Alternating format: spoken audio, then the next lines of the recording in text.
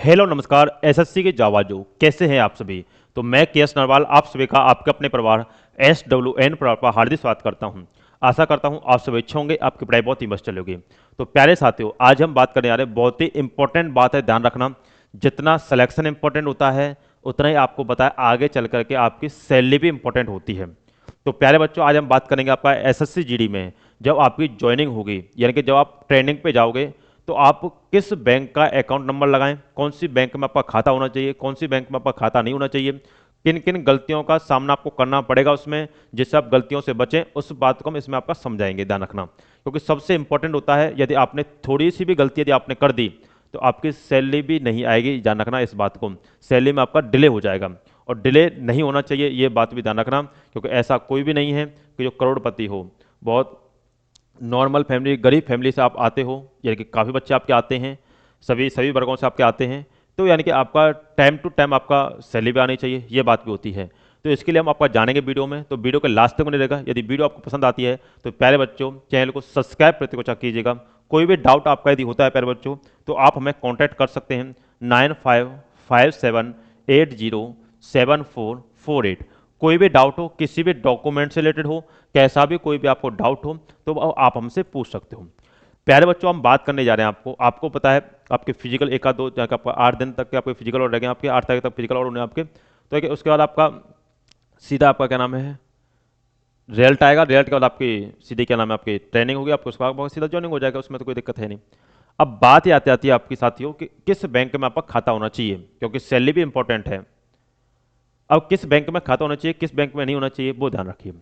ज़्यादातर क्या होते हैं, बहुत से बच्चे, यानी कि आपका 80% बच्चे ऐसे होंगे जिन्होंने अभी तक खाता नहीं खुलवाया होगा।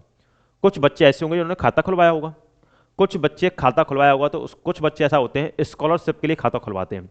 स्कॉलरशिप के लिए खाता क्या खुलवाते हैं, वो ग्रामीण बैंक वगैरह में खाता खुलवा लेते हैं। तो ग्रामीण बैंकों में यदि आप खाता खुलवा लेते हो तो प्यारे बच्चों ध्यान रखना, उसमें आपकी सैलरी नहीं आएगी। ग्रामीण बैंकों में, ग्रामीण बैंकों में आपकी सैलरी नहीं आएगी, ये बात भी ध्यान रखना, क्योंकि एटीएम होना चाहिए, चेकबुक होनी चाहिए, सभी उसके लिए होना चाहिए, ये बात भी ध्यान रखना, क्योंकि उसके लिए पासवर्ड वगैरह सभी चाहिए होता है। तो इसमें आपको बहुत ज़्यादा दिक्कतें झेलनी पड़ेंगी, ये ध्यान रखना। तो ग्रामीण बैंक से आपको कोई भी फायदा नहीं होना चाहिए, क्योंकि स्कॉलरशिप के लिए फायदा होता है, क्योंकि स्कॉलरशिप में यदि आप HDFC बैंक लगाओगे तो भी आपको कोई फायदा नहीं होना है, क्योंकि HDFC में स्कॉलरशिप नहीं आएगी।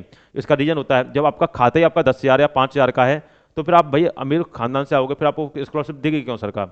हाँ, जो आपका ग्रामीण बैंक वगैरह में इनका खाता होता है, जीरो बैलेंस वगैरह खाता होता है, उनके लिए ज़्यादातर स्कॉलरशिप आती है। बढ़िया स्कॉलरशिप जो देखने को मिलती है उन्हीं को मिलती है। आपको पता है स्कॉलरशिप में डिफरेंस होता है, किसी को 5,000 आ गया, किसी को 4,000, किसी को 3,000, किसी को 7,000। तो डिफरेंस होता है, वो बैंकों के अनुसार आपका डिफरेंस होता है, ये बात भी ध्यान रखिएगा, क्योंकि सरकार भी सब कुछ जानती है, ये बात ध्यान रखना। अब बात आ जाती है कि आपको किस बैंक का आपका खाता होना चाहिए। तो प्यारे बच्चों, सबसे बढ़िया 100% आपको कभी भी कोई कमी नहीं देगी, तो वह बैंक आपकी एक ही है, आपका स्टेट बैंक ऑफ इंडिया, यानी कि SBI, state bank of India. ये भारत की सबसे बढ़िया, सबसे फास्ट आपकी बैंक मानी जाती है सरकारी कामों के लिए। अब ये मतलब आपको लाइन में लगा होना चाहिए, तो लाइन में पुराने जमाने थे, अब नहीं है लाइनों में, और तो बहुत फास्ट काम होता है, ये बात ध्यान रखना, और आप अपने मोबाइल से कर सकते हो। साथियों, SBI बैंक में आपका खाता होना चाहिए, ये बात ध्यान रखना, ठीक है साथियों। SBI बैंक में आपका खाता होना चाहिए, जिन्होंने खाता नहीं खुलवाया वो अभी आपका खाता खुलवा लेना, ठीक है, अभी खाता खुलवा लेना। ऐसा नहीं कि लास्ट टाइम पे खुलवाओगे तो आपको बहुत ज़्यादा दिक्कतों का सामना करना पड़ेगा, कि वहीं आपके जाके खुलवाओगे, वहाँ जाके खुलवाओगे तो बहुत ज़्यादा प्रोसेस होती है, तो उसमें आपको टाइम लग सकता है। यदि सैलरी अटक गई तो काफ़ी समय के बाद सैलरी आती है, ये बात भी ध्यान रखना, ये बात भी ध्यान रखना, ये सबसे इंपॉर्टेंट होता है, काफ़ी समय के बाद सैलरी आती है।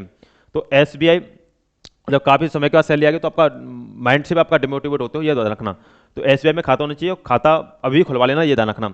खाते में आपका क्या नाम है, चेकबुक लीजिएगा, और क्या नाम है ATM, ये आपका सभी आपका लेना है, ध्यान रखना। खाते में आपका पासबुक तो आपको मिलेगी, चेकबुक भी आपको लिखनी है, ATM भी आपको लेना है, ध्यान रखना।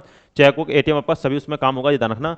और SBI में खाता खुलवाएं तब एक बात का और याद रखिएगा, हमेशा ध्यान रखें कि आपका यूनो ऐप, ये आपका यूनो जो आपका ऐप आता है SBI का, उसको आप क्या नाम है डाउनलोड कीजिएगा, उसको वहीं से आपका क्या नाम है पासवर्ड वगैरह लॉगिन करके आइएगा साथ के साथ, क्योंकि वहाँ आपको जरूरत पड़ेगी, ये बात ध्यान रखना।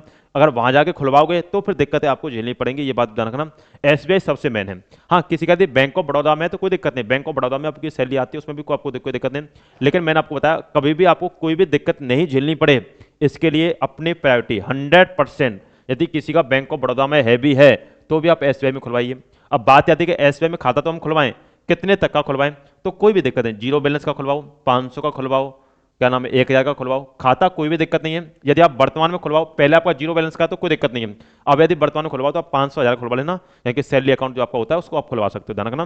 तो जीरो, 500, 1000, 2000 कौन सा भी आप अकाउंट खुलवा सकते हो, कोई भी इसमें आपको दिक्कत नहीं आएगी, आगे चल के ऐसी कोई दिक्कत नहीं आती। एसबीआई में आपको कोई भी दिक्कत का सामना नहीं करना पड़ेगा, ध्यान रखना, क्योंकि हमारे पास पिछली वाली भर्ती में भी बहुत फोन आए थे, आपके दिल्ली पुलिस में भी आए थे, इसमें भी आए थे कि आपका खाता नहीं खुलवाया था, सैलरी अटक रही है, ये हो रहा है, ये अच्छा हो रहा है, तो इसमें आपको दिक्कतें झेलनी पड़ेंगी, ध्यान रखना।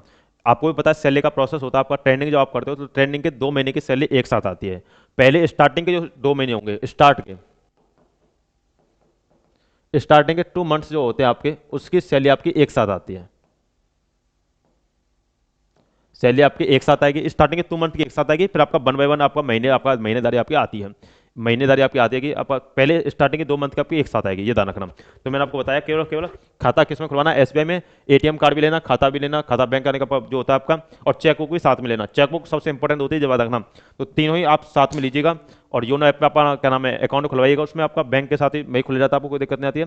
पासवर्ड ही आप वहीं से जनरेट करके उसमें खुलवा दीजिएगा साथ के साथ, यानी कि आपको वहाँ जाके कोई भी दिक्कत आपको ट्रेनिंग में नहीं आएगी, आपका प्रोसेस बहुत जल्दी फास्ट हो जाएगा, ये ध्यान रखना। नहीं तो फिर आपको प्रोसेस में आपको टाइम लगेगा, ये ध्यान रखना। यदि कोई भी आपको दिक्कत होती है तो आप हमें इस नंबर पर व्हाट्सअप कर सकते हैं 9557807448 पे।